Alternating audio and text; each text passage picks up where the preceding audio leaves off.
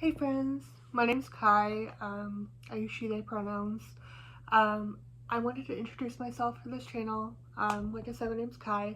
Um, I wanted to film this video just because I wanted to be transparent about the way I may appear in some of my videos, and also just kind of like a disclaimer that I am a chronically ill girly. Um, and yeah, I just want to normalize that and also like have it be part of my channel that people know, and also just kind of talk about things.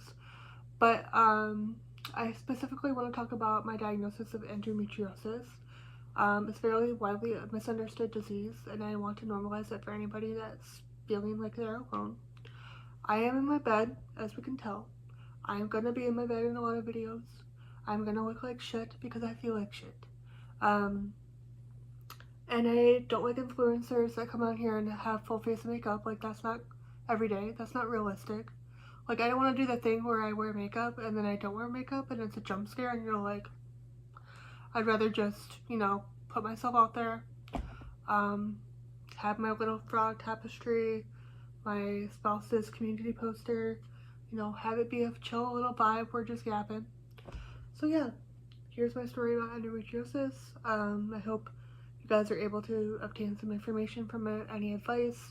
So, a lot of the times, I'm going to be in my bed. I'm not going to be wearing makeup. And I just thought I'd rip the band aid off and just present myself. Um, so, I wanted to talk a little bit about my journey with endometriosis because I know that it's a widely misunderstood disease and takes a while for people to get their diagnosis.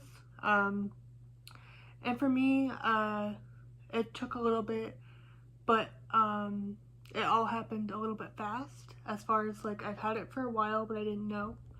And I think there should just be more awareness. And I know that I have been finding a really good group of people in just all the Reddit, Facebook, Instagram, and Discord groups that I'm in. But I figured that if I'm transparent and maybe others will come forward and share their journey or have any questions, and I'd love to help. Um, so, yeah, I was diagnosed with PCOS earlier last year because of some just like I've had periods that will last a long time. My last one that spurred all this lasted around 9 months, and I thought that was normal for me. I've always had periods that were wild, and I thought that was normal. Um, but then I ended up going to my OBGYN, and I was like, hey, this is crazy. So can you help? And they were like, bro, that's not normal. So I ended up getting diagnosed with PCOS, and they went in and did a DNC and a hysteroscopy, which is basically just getting out all my lining because I had really thick endometrial lining that was like 22 millimeters. Thankfully, it was not malignant. Um, and they put in an IUD. But during this time, I was also having a lot of pelvic pain. And they saw that I had a cyst on my left side.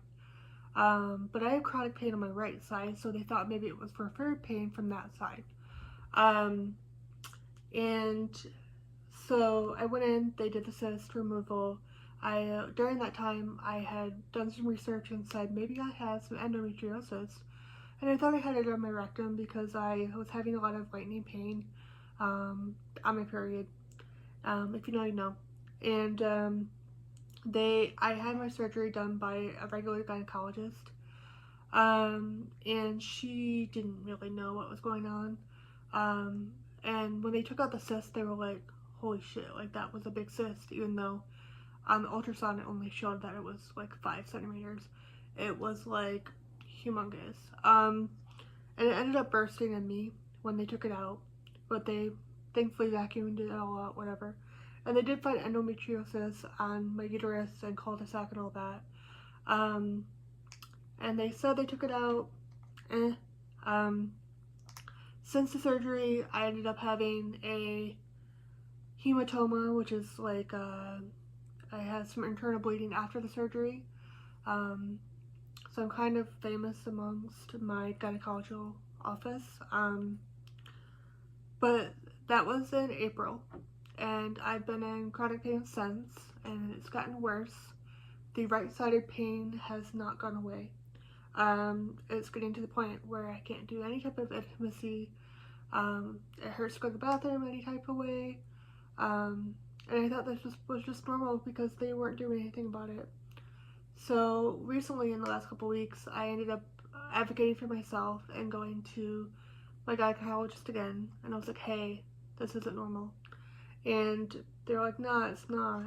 So they put me on Orlissa. I call it Orlissi because it scares the fuck out of me.